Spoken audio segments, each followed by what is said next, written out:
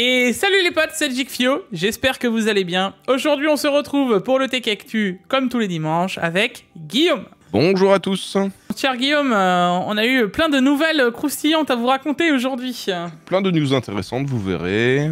On a eu plein de retours par rapport au Tech Actu de la semaine dernière aussi, c'était assez rigolo. Énormément de retours, mais on va en parler juste au tout début, juste dès la première news d'ailleurs. Mais franchement, ouais, c'était assez fun. Et puis, surtout vous, dans les commentaires, vous avez fait un sacré retour sur les 2 dernières vidéos. Hein. Et ça, c'est juste assez incroyable, que ce soit sur mon avis de la 4090, hein, que je vous ai fait un peu en preview, et en même temps le Tech Actu. Enfin, vous allez voir, il s'est passé pas mal de choses. Enfin, trêve de bavardage, lancement.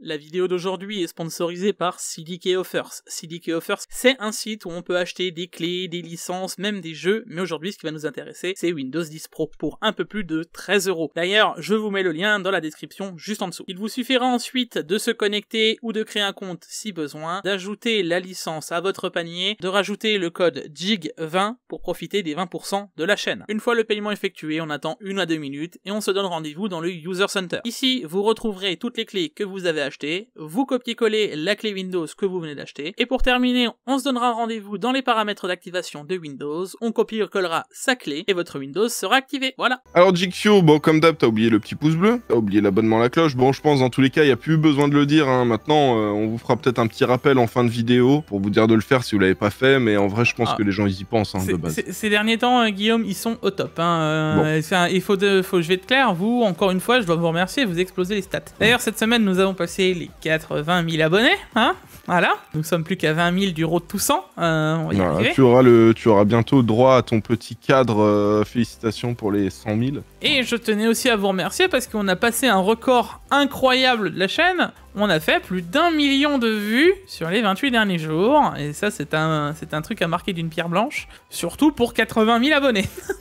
Donc franchement, un gros GG à vous. Et sans vous, je serais pas là non plus. Donc vous me le rendez aux millions, maintenant, je peux le dire. On n'est plus aux centaines de milliers, mais vraiment aux millions. Et ça, c'est juste impressionnant, merci à tous les gars. Guillaume, avant d'attaquer tout de suite par l'article, c'est vrai qu'on va tout de suite attaquer par les petites news sympathiques. Il semblerait que le Tech Actu qu'on a fait la semaine dernière n'a pas plu. Beaucoup de retours, hein. On a entendu parler de notre vidéo par une marque. Par plusieurs marques, moi. Voilà, par plusieurs marques. Bon, après, il y avait des marques ça leur a plu.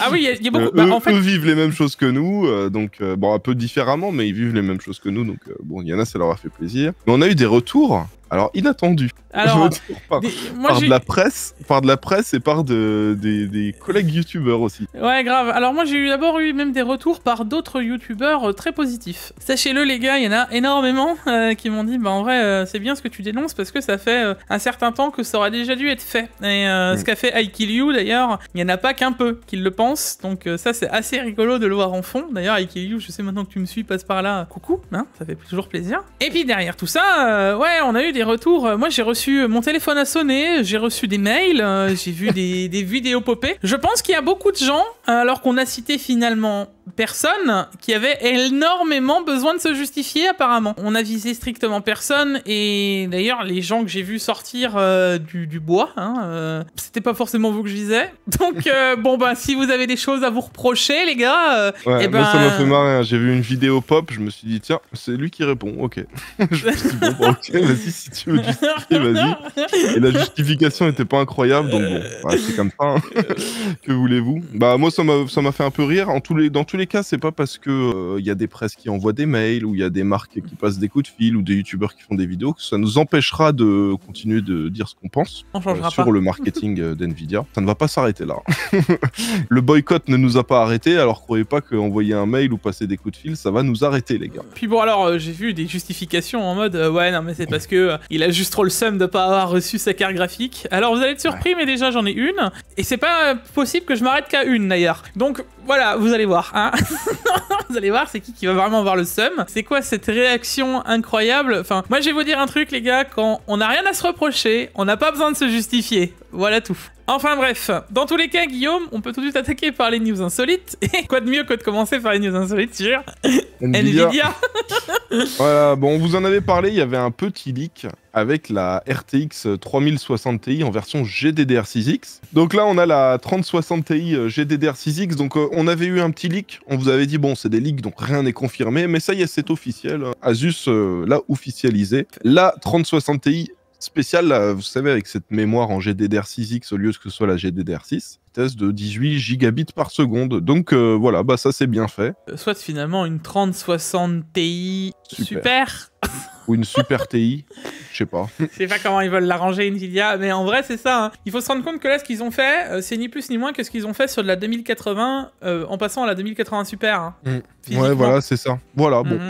Si vous voulez, appelez-la la 3060 Ti super pour vous y reconnaître. On se retrouve avec tellement de modèles de cartes qu'il y a facilement moyen de s'y perdre. Bon, a priori, 7 à 10% de performance en plus sur les tests synthétiques. Attention, on ne parle pas de jeu, à voir ce que ça donne en jeu. Alors, ça veut dire que, juste comme ça, hein, 7 à 10%, en gros, cette carte est aussi performante qu'une 3070. Voilà. On espère que ça passe pas trop au-dessus des 500 €, quoi. Non, par contre, en passant au-dessus des 500 €, on va parler des 900 watts. Hein. Voilà. Alors là... on a une deuxième news insolite. A priori, il y a une carte qui est en préparation chez Nvidia. Donc alors, une RTX, enfin on sait pas si elle est en préparation plutôt ou si elle a été annulée, tu vois. C'est un peu. Ouais. Mais ce serait un GPU Titan qui consommerait 900 watts. Regardez la taille du refroidissement. C'est énorme. Mais d'un autre côté, si ça consomme 900 watts, c'est logique. 900 watts, ça doit chauffer. Et là, pour le coup, ce serait un vrai radiateur. Hein. Alors pour le coup, tu sais qu'il y a des radiateurs qui consomment moins que ça. Hein. Ouais, en vrai, c'est pas faux. Non, mais là, c'est incroyable, la carte, la taille qu'elle fait. Enfin, qui va rentrer ça dans son PC? À un moment, Moi, la question que je me pose aussi, c'est l'alimentation. Comment tu vas alimenter 900 watts sur un GPU? Nous verrons bien. Dans tous les cas, on ne sait pas si c'est quelque chose qui va vraiment sortir ou pas, mais en tout cas, on sait qu'il y a eu du travail là-dessus et qu'ils y auront réfléchi.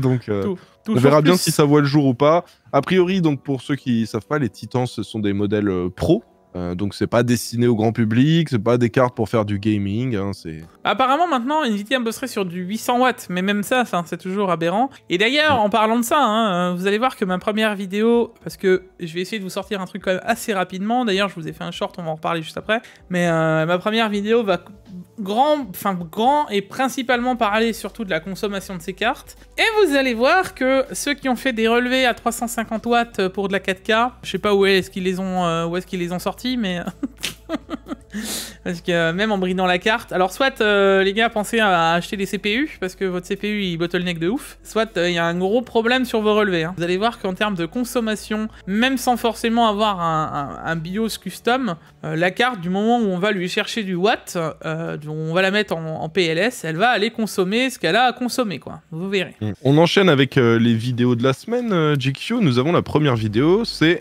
Hardware Archive qui nous a testé justement la RTX 4090. Alors j'ai pas eu le temps encore de regarder en entier sa vidéo, j'ai vu un petit peu le début. Donc de ce que j'ai compris, en gros, il y a son frère qui s'en est acheté une. Tout à fait. Et il s'est dit, bah attends, elle va passer chez moi dans l'atelier pour que je la teste avant. Et donc du coup, bah il en a fait un petit test, 20 minutes quand même de vidéo. Et voilà, donc ceux que ça intéresse, hein, même si vous avez déjà vu par exemple la vidéo de Jig, vous pouvez aller voir celle-là pour compléter et aller voir un petit peu voilà tout ce qu'il en a dit, tout ce qu'il en a pensé. Il y a des tests, il y a des benchmarks qui sont affichés. Tout à fait, ça change. Ça c'est important, hein, c'est pas tout le monde qui affiche des benchmarks quand il teste des cartes graphiques. Donc voilà, on a quelques jeux, on a les classiques, hein, Time Spy et tout ça, on a Red Dead Redemption 2, Assassin's Creed Valhalla, Cyberpunk 2077 et voilà, il nous donne son avis sur cette carte. Donc voilà, n'hésitez pas à y aller et n'oubliez pas de mettre un petit pouce bleu bien sûr. Pareil, hein, ce serait bien de lui faire passer au moins les 2000 abonnés, ce serait cool, hein, un petit boost, c'est toujours sympa. Et j'en profite aussi pour le redire, parce que ça, je l'ai eu en vocal récemment, Hardware Archive. On a pu discuter de ce test et on est tombé sur les mêmes conclusions tous les deux. Et vous allez voir que ces cartes en ont tellement sous le pied que beaucoup de CPU sont en PLS. D'ailleurs, pour ceux qui ne connaissent pas Hardware Archive, hein, il parle d'un produit récent, mais de manière générale, sur sa chaîne, il parle souvent d'anciens matériels. Hein. Donc pour ceux que ça peut intéresser, d'avoir des tests, des présentations de produits qui ne sont pas plus forcément en vente, mais qu'il y avait il y a quelques années, ça peut être toujours intéressant, parce que le fonctionnement n'était pas le même qu'aujourd'hui pour certains produits, il y a eu des choses qui ont changé, et voilà. On enchaîne avec Gamtech qui me parle en direct. Voilà, il m'a même pas laissé le temps d'enchaîner. Notre cher monteur, en train de vous expliquer le stockage, les SSD, les HDD, les M2. Alors attention, c'est peut-être un peu moins intéressant que au final les CPU, parce que je me doute que tout ce qui est mémoire vous intéresse moins, mais moi j'ai trouvé cette vidéo très intéressante pour tous ceux qui vont casser les pieds.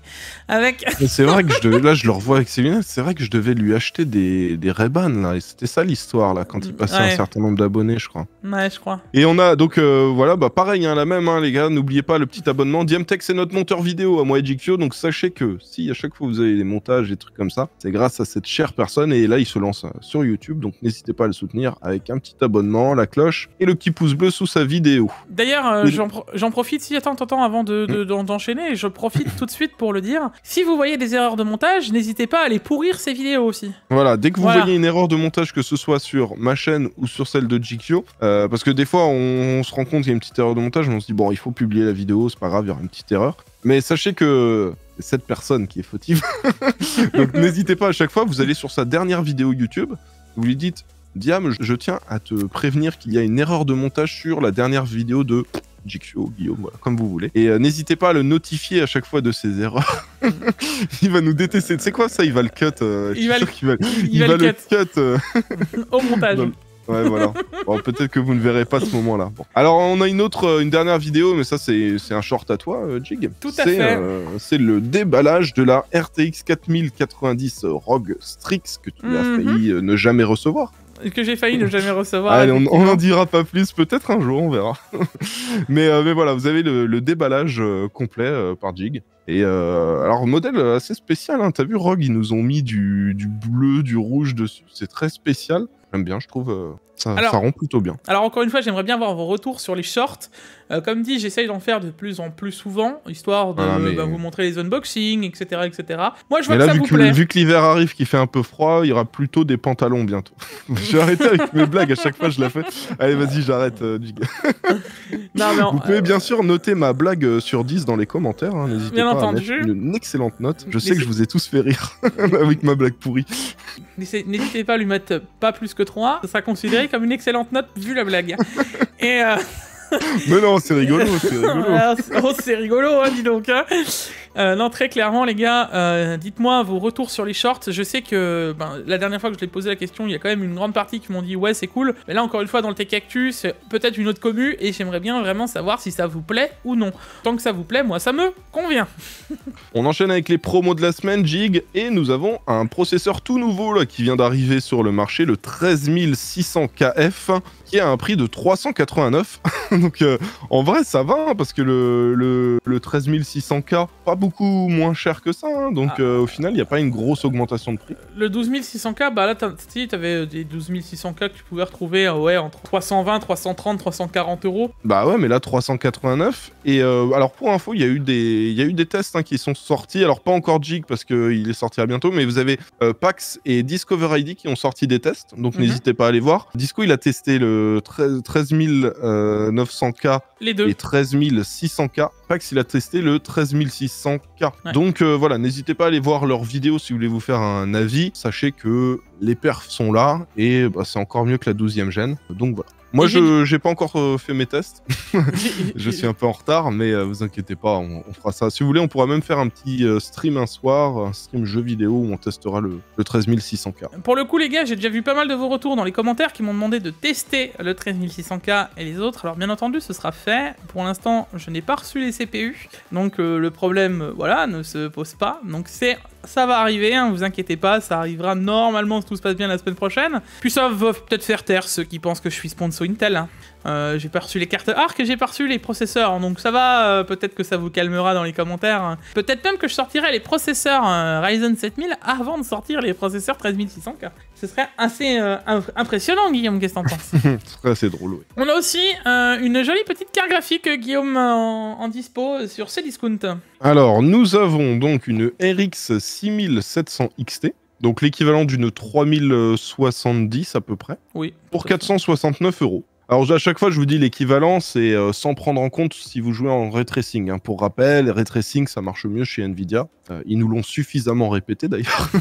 Voilà, donc si vous jouez en ray tracing, ce sera peut-être mieux une RTX. Mais si vous jouez pas en ray tracing, 469 €, c'est imbattable. Il y a pas... À ce prix-là, vous avez même pas une 3060 Ti chez Nvidia. Donc, C'est ça. Sachant que, les gars, on a aussi un cashback via Cdiscount à volonté pour ceux qui l'ont. Hein, c'est un peu l'équivalent du Amazon Prime. Je crois qu'il y a une vingtaine d'euros encore à récupérer. Donc, tu vois, c'est écrit 5% de cagnotte pour les abonnés Cdiscount à volonté. Donc, c'est toujours ça gagné pour ceux qui ont ça de dispo. Donc, la carte reviendrait encore moins chère si on veut aller par là. Et d'ailleurs, on a aussi une RX 6700 qui, là, pour le coup, est à peu près un équivalent en termes de perf d'une RTX 3060 Ti, sans prendre en compte le tracing. Et elle est à 389, donc c'est à peu près, un peu plus d'une centaine d'euros de moins qu'une 3060 Ti. Voilà, donc là aussi, ultra intéressant. Et ça, finalement, je pense que ça va être le plus gros concurrent de la Arc A770. Et bien entendu, dès qu'on a les GPU, il y aura du test aussi. Voilà. Alors, on a aussi des jeux gratuits, Jig. Alors, il y a Evoland. Alors, Evoland, je ne connais pas du tout. Ça a l'air d'être un jeu encore, très simpliste en termes de design, alors, tout ça. Ne dis pas ça, Guillaume, parce que la semaine dernière, on s'est encore fait rouler dessus, parce que le jeu que tu n'avais pas kiffé et qu'on a survendu, tu sais, en mode, bon, bah, si vous voulez, achetez-le, quoi. Genre, eh ben, il y en a qui le kiffaient. Donc, c'est tant mieux pour vous, les gars. Moi, je vous donne mon avis. J'ai quand même le droit d'avoir un avis différent de vous, les gars. Donc voilà. Bon, là, on a encore un jeu qui me donne pas très envie, mais bon, il coûte normalement 16 €. Là, il est gratuit. Si vous voulez vous le tester, le télécharger, allez-y. Mais moi, je le ferai pas. Bon, par contre, il y a un autre jeu qui est là vraiment stylé, Fallout 3. Moi, tous les Fallout, je suis un grand fan. Alors là, c'est un jeu qui est sorti il y a quand même un peu plus d'une dizaine d'années, 12-13 ans, quelque chose comme ça. Mais bon, les Fallout, c'est du très très bon. On enchaîne avec les news de la semaine. Jig, bonne nouvelle, la 6900 XT qui était déjà pas chère est encore moins cher, le prix baisse, donc on passe à 669 $ ou 699 €. Donc les prix sont pas encore appliqués, hein, ça va mettre un petit peu de temps, le temps que ce soit expédié, acheté, tout ça mis en vente. Mais voilà, on sait que bientôt, les 6900 XT vont être encore moins chers et le prix recommandé sera de 700 € en gros pour la France. Donc c'est plutôt cool. Tu sais qu'on en a déjà vu là à 740 € et du teuf, hein, d'ailleurs sur le shop Asus, etc. à gauche à droite, donc elles sont vraiment en train de descendre et ça annonce aussi sûrement la sortie des prochaines. On va reparler juste de l'article après, c'est assez impressionnant. On passe à la news suivante. Attention, gros événement, réservez votre 3 novembre à partir de 21 h, mais idéalement à partir de 20 h, ce sera encore mieux. Ouais. Nous allons vous faire un stream, ce sera sur le Twitch de Jigfio. Et ça se passera ici, là, dans mon setup. C'est ça. Parce que Jig sera là, vu que ce sera la semaine de la Paris Games Week. C'est le jeudi 3 novembre. Et à 21 h commence la conférence AMD. On commencera sûrement une demi-heure ou une heure avant pour débriefer. Il y aura Pax aussi qui sera là. Donc voilà, on va suivre ensemble toutes les annonces AMD avec les nouvelles cartes graphiques qui vont être annoncées. Et voilà, ça va être cool parce que nous, ça fait quand même quelques mois qu'on vous en parle. On voit un énorme potentiel pour les RX 7000. Et vous allez voir qu'il y a d'autres news là dans le Tech Actu qui confirment ça. A priori, on pourrait peut-être même voir possiblement une RX 7000 aussi perf qu'une 4090. Hein. On va en reparler juste après, mais clairement, pour moi, ce live est très attendu. Et puis, bien entendu, vous aurez la vidéo de toute façon récap le lendemain. Je vais voir avec Diam pour qu'on soit opérationnel. Mais dans la logique, le 3... il y aura donc le stream, le 4, il y aura la vidéo pour les retardataires et ceux qui voudront toutes les infos. Comme d'habitude, je vais essayer d'être présent et d'être ready en fonction, quoi. C'est vraiment le point d'honneur que je vais mettre, c'est important pour, de toute façon, tout ce qu'on a fait depuis toutes les conventions, en fait. D'ailleurs, la news suivante concerne aussi ces RX 7000. Donc là, actuellement, la 6900 XT a 16 Go de VRAM. Et a priori, la 7900 XT aurait 4 Go de plus, donc 20 Go de VRAM. Ça, c'est cool, surtout pour ceux qui utilisent les cartes aussi pour bosser. On nous parle aussi d'une 7950 XT qui pourrait aller jusqu'à 24 Go de VRAM. Ils ont toujours pas opté pour la GDDR6X, tu remarqueras. Et moi, je pense que c'est pas forcément une mauvaise chose. Alors, Le bus sera plus petit, ils auront peut-être moins de bandes passantes au final quand tu vas aller par là, mais est-ce qu'il y en a réellement besoin? Par contre, ce qu'ils vont s'éviter, c'est la chauffe de cette VRAM. C'est un mal et un bien. Voilà, c'est un choix qu'ils ont fait. On verra si concrètement, avec les résultats en termes de performance, c'est gagnant ou pas pour eux. On a aussi la génération des 13e gen hein, qui vient de sortir. On vous a dit que les tests ont commencé, que ce soit chez PAX, que ce soit chez Tisco. Pour moi, à mon sens, les gars, ces CPU, c'est assez incroyable parce que le 13600K, c'est quasiment un 12900K. Il me semble que quelqu'un l'avait dit, hein, d'ailleurs, hein, Guillaume, il me semble qu'il y a de ça, 6-7 mois, j'avais dit, en vrai, si c'est bien ce qu'ils disent, normalement, on devrait s'approcher des mêmes perfs. Bon, je me suis pas vraiment trompé, hein. On est vraiment à pas grand-chose en termes de performance. Et puis, bien, le 13900K, il est ultra violent. Bon, il a un gros défaut, hein.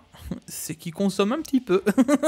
Sans même avoir le CPU, en fait, moi je vais conclure la vidéo quand je vais faire le 13900K vs 7950X. Qu'en gros, tu as deux choix possibles dans la vie, là, à l'heure actuelle. C'est soit tu prends un 7950X et tu acceptes que 95 degrés c'est la norme, ou alors tu as le choix avec un 13900K qui lui va consommer littéralement autant que ton frigo, avec 300 watts de conso, et accepter qu'il sera effectivement moins chaud, mais 300 watts de conso.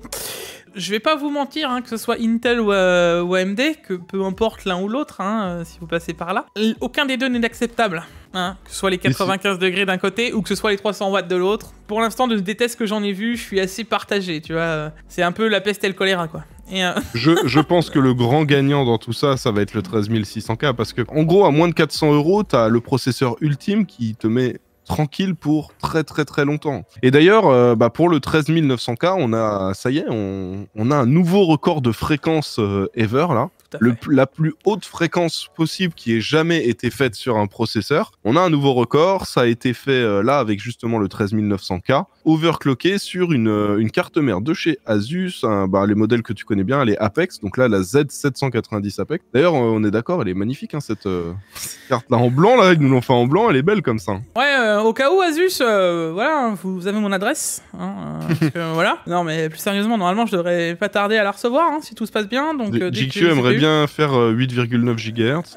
Ouais, ici même comme ça, sur une puce non triée comme ça par hasard. Alors vous vous rendez pas compte pour vous, quand on vous dit comme ça, ouais c'est le plus gros score, etc. Alors bien entendu, ça parle pas peut-être, mais nous ça fait... ça fait 10 ans, hein, c'est ça 8 ans là, 8 ans qu'on attendait que le record tombe, et ça se joue à quelques mégahertz. On est passé de 8722 78 MHz à 8812, quasiment 100 MHz de plus. Enfin 90 MHz final de plus. Pour vous ça paraît peu, mais je peux vous dire que c'est juste impressionnant. On parlera pas de la DDR5 qui est montée à plus de 11 gigas. Ça c'est incroyable aussi. Enfin bref, ça fait des scores. On voit l'évolution là à l'heure actuelle du hardware. Alors peut-être que l'overclocking à l'azote liquide ça n'intéresse pas tout le monde, etc. Mais moi je trouve que c'est bien de voir qu'on arrive à repousser les limites qu'on avait depuis 8 ans en fait. Justement, parlons overclocking, hein, parlons 13900K, les cartes mères Asus, quand t'as pas trop envie de t'embêter, il y a un truc qui s'appelle High Overclocking. D'ailleurs, il faudrait qu'un jour je sorte cette vidéo que j'avais promis à Asus il y a genre 2 ans. En vrai, j'ai déjà fait la vidéo d'overclocking des CPU non K. Hein, c'est une que j'ai quand même tenue, tu vois. Mais en vrai, dans toutes les vidéos, More Power Tool, le PBO, celle-là, un jour on y arrivera. Mais dans tous les cas, AI Overclocking, les gars, c'est vraiment une techno que moi j'apprécie en grande partie. C'est une des seules technos d'ailleurs qui marche correctement. Il faut le signaler. Parce que les overclocking automatiques, non manuels, justement, tu tapes des tensions que t'as pas prévues, qui sont pas écrites dans le manuel, quoi.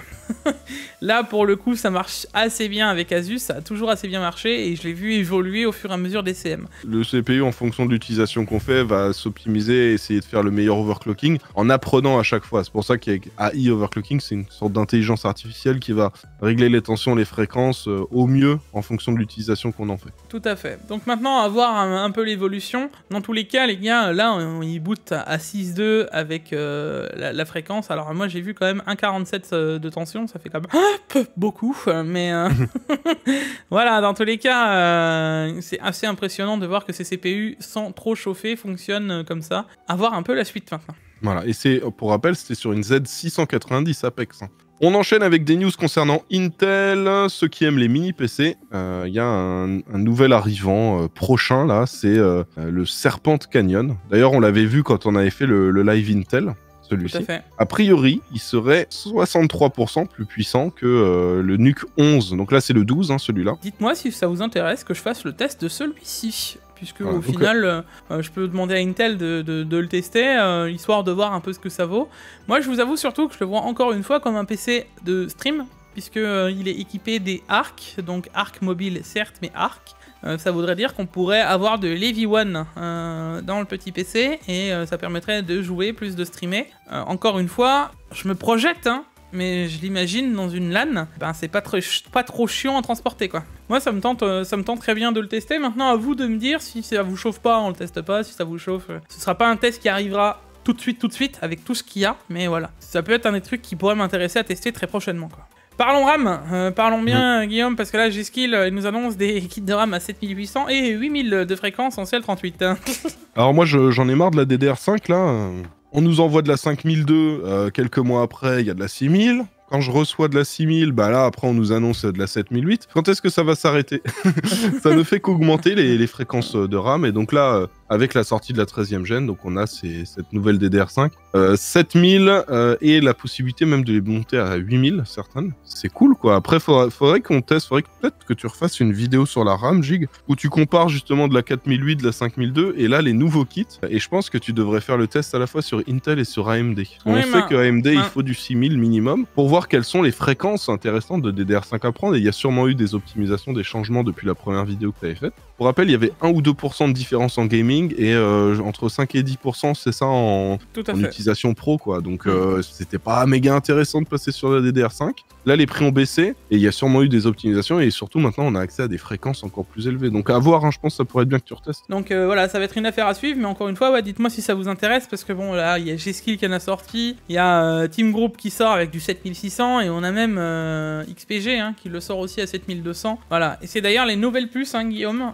C'est du Adai, donc c'est les puces qui s'overclock ultra bien qu'on avait déjà vu il y a pas si longtemps que ça chez overclocking.com et c'est plutôt assez cool. Alors on enchaîne avec la news suivante. Donc nous avons une Z790 de chez ASRock en édition Sonic. Sonic Mega Drive. Donc voilà. C'est ça. Bon, assez spécial comme modèle là qui sort. Je pense que ça peut plaire à beaucoup de fans. De passionnés, ouais, carrément. Ouais, c'est ça. Donc en vrai, non, c'est cool qu'ils sortent cette édition spéciale. C'est basé sur la Phantom. Donc en gros, c'est équivalent de la Phantom Gaming en Z790, mais avec une sorte de skin, voilà, Sonic. Donc bah voilà, pour ceux que ça peut intéresser et bah du coup on se retrouve avec du blanc et du bleu, donc ceux qui se font des configs en blanc et en bleu, ça peut être intéressant. Imagine-toi maintenant cette carte mère avec une arc en bleu, ça peut vraiment rendre ultra stylé. Hein. Et je sais pas si tu vois l'arrière de la carte aussi, ils l'ont bien personnalisé. C'est ce que j'allais dire, je l'ai laissé avant une bonne partie du temps, mais ces derniers temps je m'extasie sur les arrières de cartes, ils ont vraiment décidé de faire des jolies choses, et je me dis alors que c'est totalement inutile, on le rappelle, hein, parce que l'arrière de la carte n'est pas visible, mais ils le font. Il y a le mérite de l'avoir fait, quoi, donc franchement c'est sexy, j'aime bien. Et d'ailleurs, ASRock, il continue d'innover et de nous faire des cartes assez intéressantes. Là, on a une B650. C'est une B650 qu'ils ont optimisée pour les streamers. Comme vous le voyez, on a plein de ports USB à l'arrière pour brancher casque, carte d'acquisition, enfin tout. Vous savez, quand on fait du stream, il y a toujours 1 milliard de trucs à mettre sur le PC et on se retrouve toujours à court de ports USB. Il faut toujours prendre des hubs. Et bah là, non, ce sera pas nécessaire avec celle-ci. Donc ils ont fait ça, c'est plutôt cool. Et bah du coup, c'est basé sur... alors, on a une B650. Et on a aussi une Z790, donc si vous êtes plus Intel ou AMD, vous avez une solution des deux côtés. Vous aurez le modèle AMD qui est en rouge et orange, et vous avez le modèle Intel en Z790 qui sera bleu et violet. Bleu et violet, voilà. Donc moi en vrai, le bleu et violet est cool, mais bon, rouge et orange, ça peut être pas mal aussi, ça dépendra complètement de... Dans les boîtiers, en vrai, moi je trouve que ça pète. Hein. Alors, moi je la trouve vraiment très jolie, quoi. Genre, je me suis dit, ça change de toutes les CM qu'on a d'habitude, quoi. On enchaîne ensuite avec une interdiction des TV 8K, possiblement en Europe, Guillaume. Je sais même pas s'ils sont conscients qu'ils vont pas réussir à empêcher les gens à avoir de la 8K chez eux. Mais a priori, ils ont l'air certains qu'ils vont réussir à pouvoir interdire. Bah, c'est surtout qu'ils veulent l'interdire en norme. Enfin, moi déjà, je me dis, l'Europe, ils se mêlent quand même de choses incroyables. Hein. Il y a pas autre chose à se mêler que la 8K chez les gens ou est-ce qu'on va mettre un chargeur en type C. Et pour le coup, les gars, ça c'est un peu général. Hein. Alors moi, Samsung a déjà répondu, TCL aussi. Enfin, ça va arriver, je pense, tu vois. Et de toute façon, ils vont pas se laisser faire. À mon sens, la 8K arrivera tôt ou tard comme la 4K. Et là, c'est un peu oui, en vrai, la 8K, on en a pas besoin, on n'a pas de contenu, machin. À l'époque, les gars, la 4K, je remontais, souvenez-vous, il y a genre 12 ans. On revient en 2010. Il s'est passé 6 ou 7 ans avant qu'on commence vraiment à avoir du contenu 4K et tout. Moi, je me rappelle qu'on avait des séries qui arrivaient sur Netflix en 4K, qu'on n'avait pas encore de vrai contenu 4K ailleurs. Moi, le truc où je vois ça, c'est que là, tu vois, ils veulent limiter les puissances max pour les télé 4K et 8K. C'est quand qu'ils vont nous pondre une loi où ils vont nous interdire de consommer trop avec notre carte graphique. Bientôt l'overclocking interdit, ça se trouve, hein, Jig. Hein. C'est la fin pour toi. Hein. Ah ouais, je sais. On vient chez vous, tu sais, ça va toquer à ta porte. Bon, monsieur, on a détecté une consommation élevée. On vient vérifier si vous respectez bien la loi et que vous n'avez pas fait d'overclocking sur votre carte graphique. Je fais un petit retour aux gens parce que les gens à chaque fois me disent mais... Enfin, tu sais, quand là j'ai sorti mes vidéos de mon setup, les gens me disent bah il faut une centrale nucléaire pour alimenter et tout. Alors pour info, ce sont des LED partout, donc ça consomme très très peu. Mais genre vraiment très peu. Juste avant qu'on tourne avec la vidéo avec Jig, c'était éteint quoi. Enfin, je l'allume quand je tourne mes vidéos, c'est un studio d'enregistrement, mais quand je ne tourne pas, tout est éteint. Donc souvent les gens me disent ouais, tu dois consommer énormément. Non, j'allume mon setup et mes trucs que quand j'ai besoin de tourner ma vidéo. C'est pour ça, tout ça, moi, ça me paraît un peu capillotracté de ouf, hein, et j'attends un peu de voir comment ça va arriver. Pour moi, la 8K, ça devrait pas être trop un problème.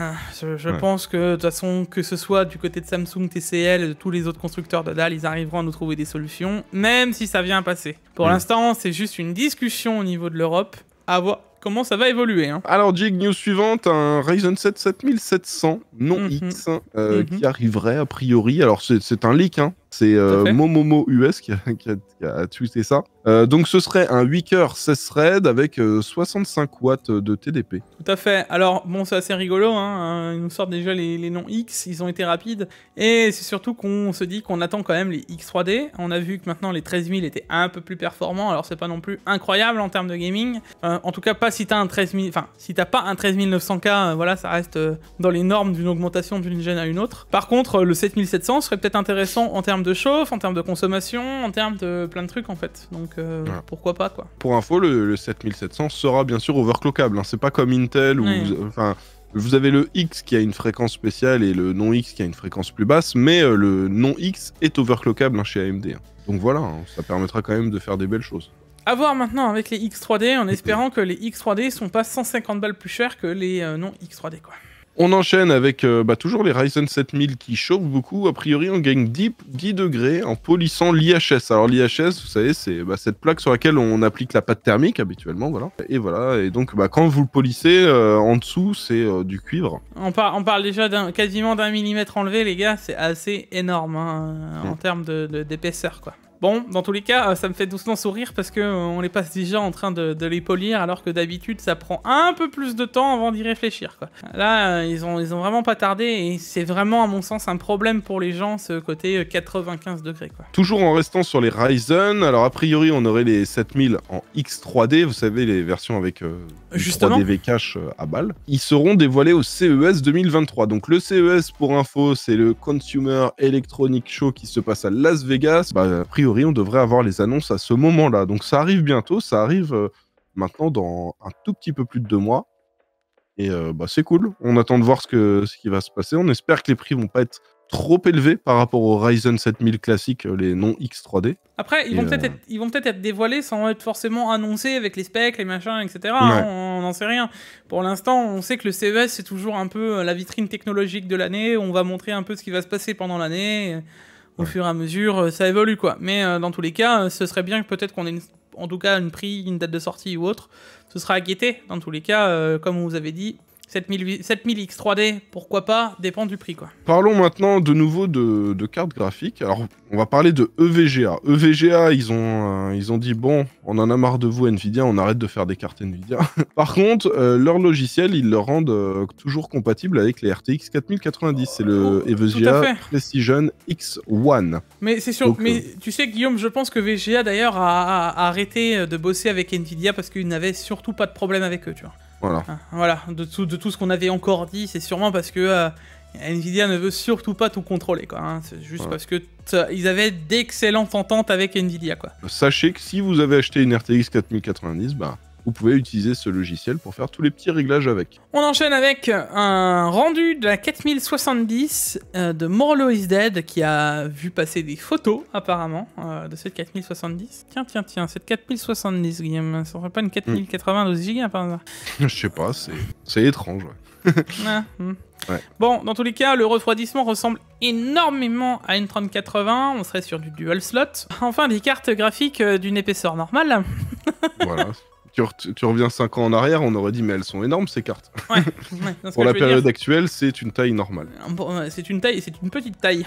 On a quand même a priori donc un plus gros ventilateur, c'est ça qui augmente la largeur justement de la carte. Plus grand diamètre, ce qui fait que en termes de longueur et d'épaisseur, ça reste correct. Par contre, elle sera un petit peu plus grande qu'une 3080. Mais voilà, la taille là pour le coup est très correcte. Hein. Autant pour le coup on critique la taille de la 4090. Là, la 4070, ça devrait pas poser trop de soucis de l'intégrer dans un boîtier et tout. Vous allez comprendre pourquoi je vous dis ça. Hein.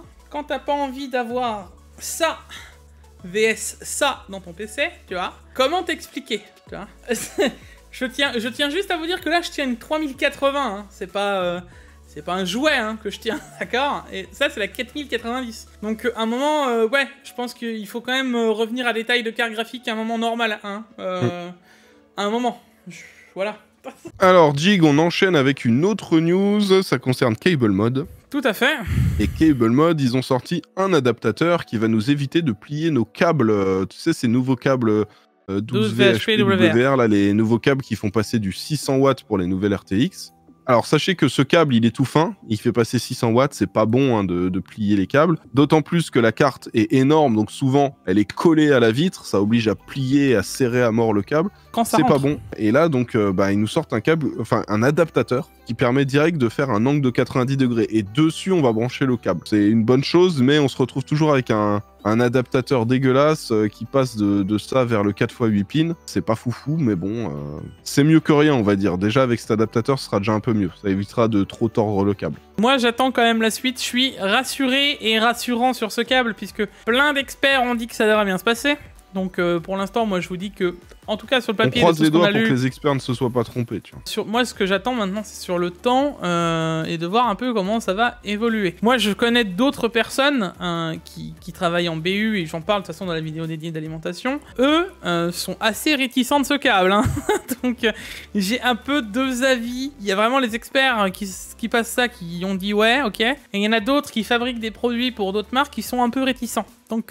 je préfère me placer en disant bon, ok, sur le papier c'est ok, mais voilà, bref. Et ensuite on a la dernière news de cette semaine avant les sorties de cette semaine. Guillaume, Nvidia nous aurait-il pas sorti une 4090 en GPU mobile? Alors pour info, on a, alors ce sont des leaks, hein, pas d'infos officielles pour l'instant. Ouais. On voit que c'est un AD103 dans la 4090.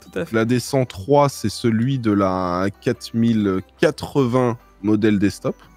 Modèle 16 Go, pas la fausse 4070. Hein. Et j'espère, hein, enfin, on verra combien de watts ils leur mettent. Hein. On verra bien les performances, parce que le souci, c'est que s'ils leur disent, enfin, ils peuvent pas leur dire, allez, go 600 watts. Ils sont obligés de brider ça. Dans le PC donc, portable. Nous, a priori, ce serait du 175 watts, ce qu'on nous annonce. J'espère que ça va se dissiper correctement, parce que quand on voit déjà les PC actuels où ils leur mettent du 150 sur les cartes graphiques... 130.